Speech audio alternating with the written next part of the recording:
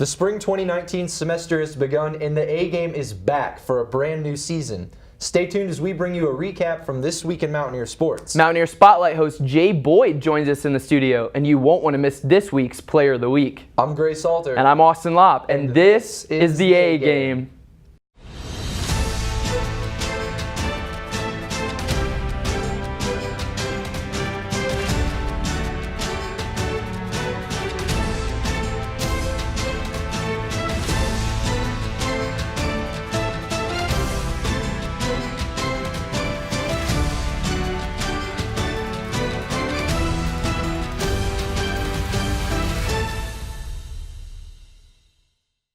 After a tough overtime loss to Arkansas State on Thursday, the Appalachian State men's basketball team earned their first Sun Belt Conference road win of the season against Little Rock on Saturday. The Mountaineers shot 42.1% from the field and 80% from the free throw line.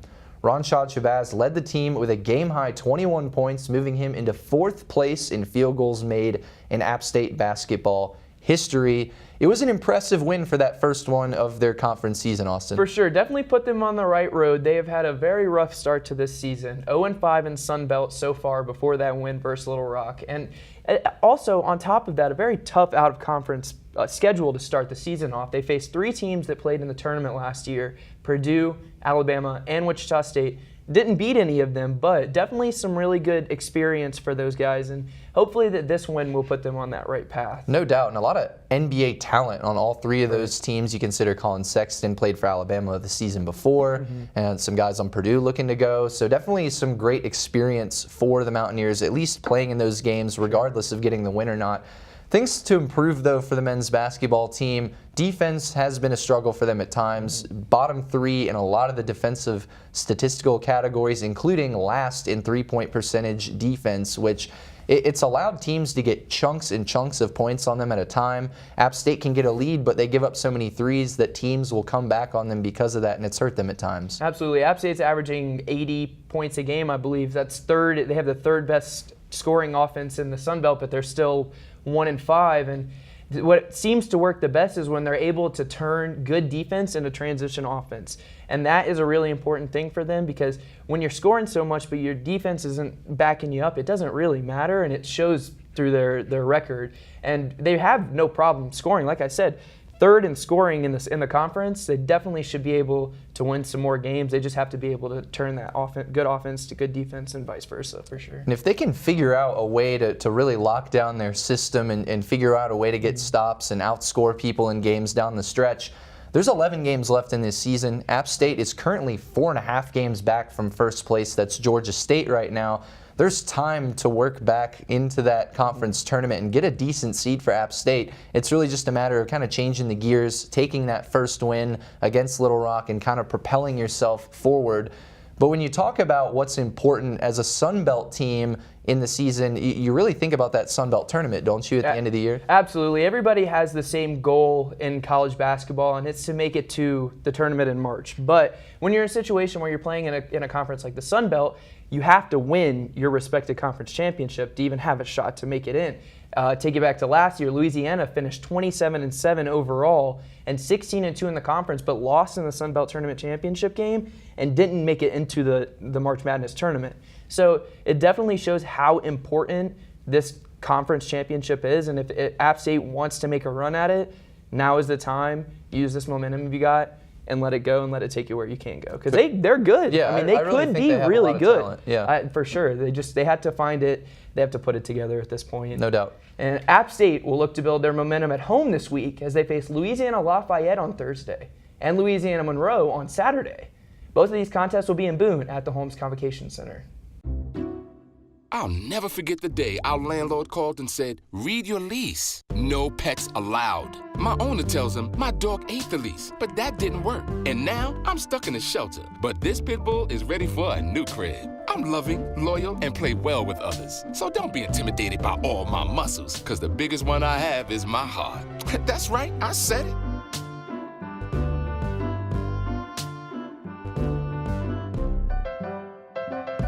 The App State women's basketball team got off to a great start this week, defeating Arkansas State 75-67 on Thursday night at Holmes Convocation Center.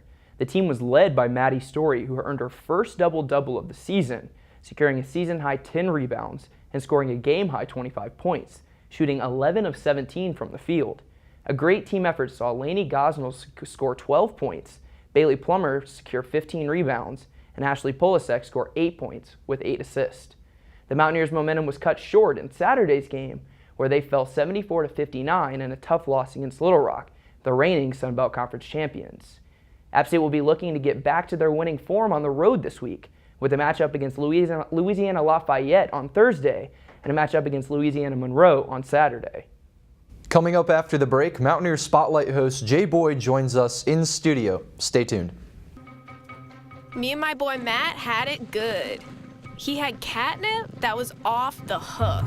But one day, he brings a girl home, and she's allergic to cats. Every sneeze was a nail in my coffin. Now I'm in a shelter. It's decent, but they don't even have Wi-Fi.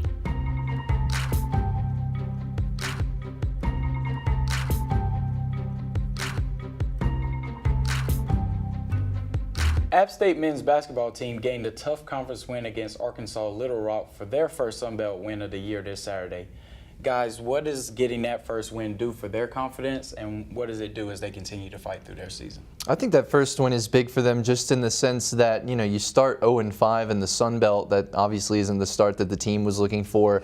And talent-wise, everybody knows this team is better than where they're playing right now. I mean, I think everybody who watches App basketball can attest to that. And I think the team, more than anybody else, would tell you that very same thing. So to finally get that first one under the belt, I think less solidifies it for other people, but it does for them that they have the talent and the ability to compete in the Sun Belt Conference. They need to keep it rolling. They need to take that win, take things from it, and keep moving forward. Yeah, I completely agree. Sitting 4.5 games back from first place and last place, it puts it into perspective, especially getting this win, that you might be in last place in the Sun Belt, but you still have time to make some moves.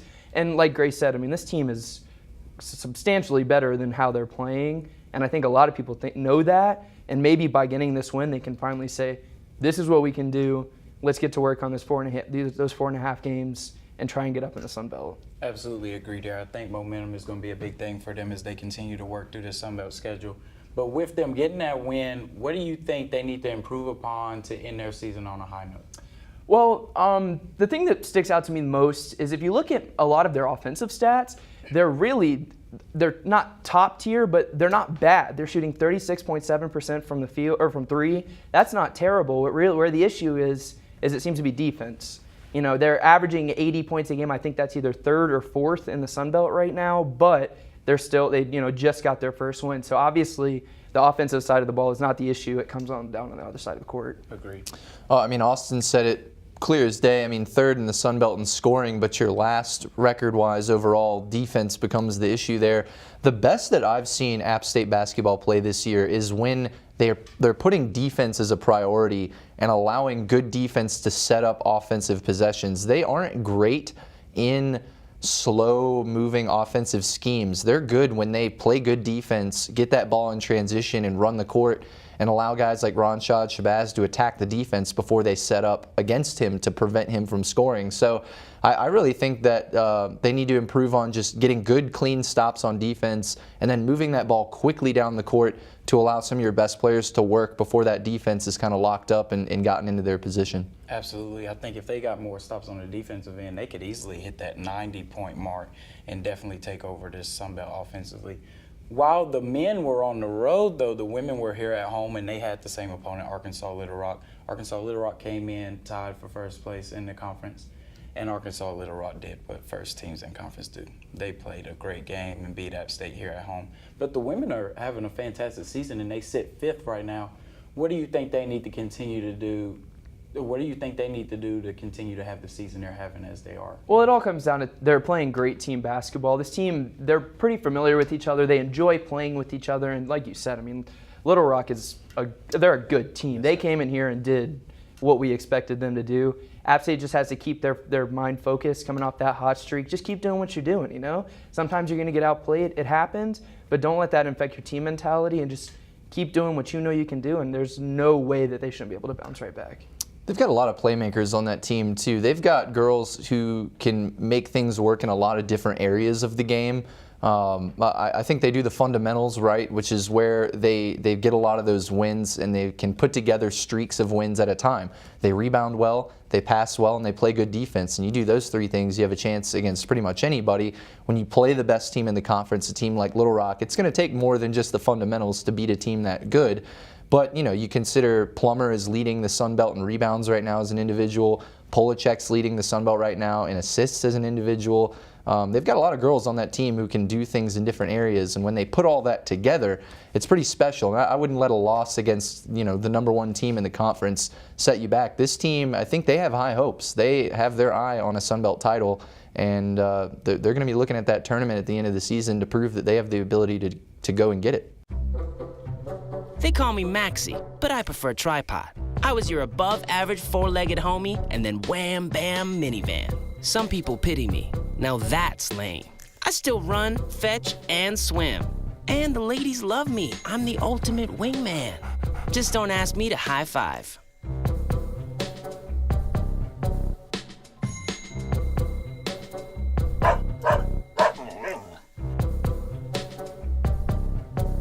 App State men's tennis fell 6-1 in their non-conference match against a tough Clemson team. App State's one win came from freshman Bent Tomas, who defeated his opponent in a tie-breaking third set. The App State women's track and field team placed first in the VMI Team Challenge on Saturday, winning 5 events along the way. Mountaineer Jelani Smith won both the 200 and the 400-meter dash, while teammate Hannah Ratcliffe took first place in the 1-mile run. Hannah Emery earned the top spot in the pole vault, and Megan Scannell placed first in the 5,000-meter run. The App State men's track and field team placed second in the VMI Team Challenge, winning 3 individual titles along the way. Tristan Shaver claimed the top spot in the pole vault, Jordan Dale won the high jump, and Deshaun Ballard placed first in the 200-meter dash. App State will be back in action next weekend at the Buccaneer Track and Field Invitational. Appalachian State Wrestling fell to Campbell last weekend in a heartbreaking 19-17 loss. The Mountaineers started the day well, taking a 10-0 lead thanks to wins by Alan Clothier, Randall Diabe, and Kerry Miller. Campbell managed to win the next 4 matches, however, taking a 15-10 lead. App State rallied with wins by Angel Nahar and Michael Elliott, but were unable to secure the victory in the final match of the day. The Appalachian Open on Saturday saw 5 Mountaineer wrestlers in bracket finals, with Irving Enriquez winning 7-0 in the 141-pound final. Cody Russell and Paul Carson were runner-ups in their respective weight classes, and Mountaineers Matt Zavostovsky and Jonathan Miller were set to face each other in the 149-pound final, but the match was not contested. Appalachian State Wrestling returns to competition this Sunday, February 3rd, to take on Chattanooga at the Varsity Gym. Sure, I look cute now, but when my owner lost his job, it was rough. I was living on the street, and one night, me and this Cocker Spaniel got into it so bad, I wound up looking like an ice cream cone.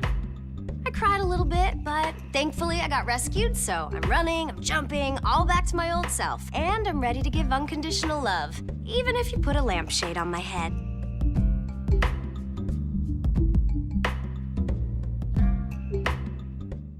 And now it's time for our Player of the Week. Our player this week is no other than guard Maddie Story. Story was named College Sports Madness's Sunbelt Player of the Week last week after an impressive performance against Coastal Carolina. Maddie has played a crucial role for the Mountaineers, who have already surpassed last year's win total in App State women's basketball. But that's going to do it for this week's episode of the A-Game, first episode of this season. I'm Gray Salter. And I'm Austin Lopp. Join us next week. Thanks for watching.